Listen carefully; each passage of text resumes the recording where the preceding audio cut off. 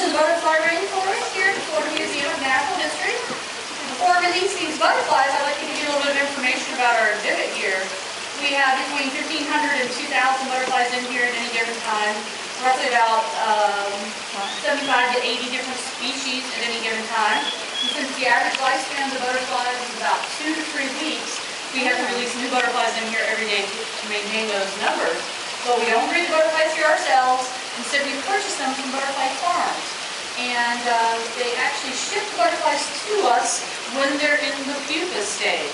And these butterfly farms are located all over the world. We get butterflies from Costa Rica, El Salvador, Suriname, the Philippines, Africa, Malaysia. And we do get some native species here in Florida as well. And they will send the butterflies to us, as I said, in the pupa stage, which is the chrysalis. Which, by the way, the term cocoon is only used with moths. So when you're referring to a butterfly's pupa, the term is chrysalis. And we will actually take that chrysalis and we will hot glue it to a piece of paper. And then we pin the piece of paper to special shelves that hang inside cases inside our rearing lab. And the butterflies will emerge from their chrysalis in the lab. And then after their wings have dried, we put them in a box, and we bring the box out here and we release the butterflies into the exhibit. So that's how the process works. That's how we get our butterflies in here. If you've not seen inside our lab window, I encourage you to, when you leave the exhibit, turn to the right. We've got a great big window that goes inside our lab, and you'll see all the pupae chrysalis hanging up in there, and you might get real lucky and actually see a butterfly emerging. So I'm going to go ahead and open up the box. I'm actually going to try to grab a couple. When the temperatures are warm and it's sunny like this, the butterflies are very active. They're cold-blooded creatures, which means that they require heat externally. They cannot regulate their body temperature internally like we do. So they rely on things like the sun to warm them up. So when the sun is nice and bright and it's warm temperatures like this, they're very active. When temperatures are below 60 or so, it's too cold for them to fly. But actually, I always encourage people to come back and see us during the cooler months.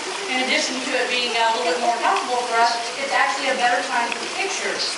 A lot of you are probably running around trying to get a picture of that blue morpho and finding out that as soon as it lands, it closes its wings up because that's its camouflage side.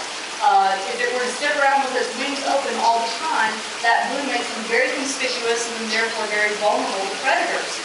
But when the temperatures are cooler, they do sit with their wings open for a certain amount of time because they're trying to soak up that sun so that they can get warm enough to fly. So come back and see us when the temperatures are cooler and you can actually get some really great pictures. So I'm going to see if I can grab, actually, I just talked about him, so I will grab the blue marker. This is a green one? And kind of see close up that camouflage side. In addition to the brown color, they have that brown color because this butterfly generally likes to hang out at the bottom of a rainforest floor, kind of down in the leaf litter. It would blend in with that bottom part of the rainforest.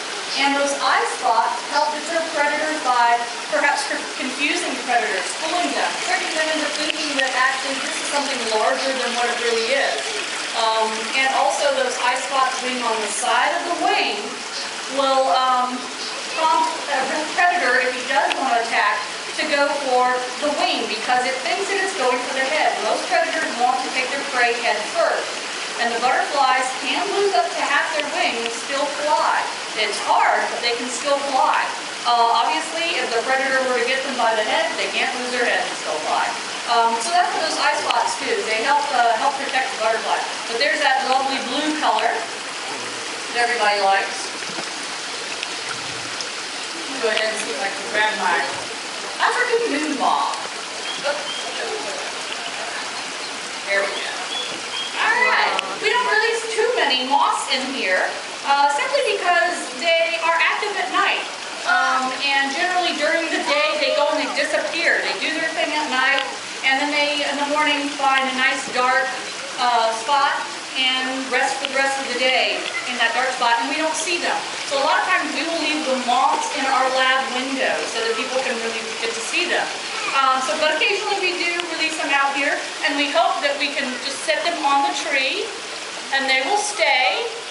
We'll see if, hopefully he'll stay, and everybody can get a good close-up picture, or be able to look at him. Come here, bud, your wing is.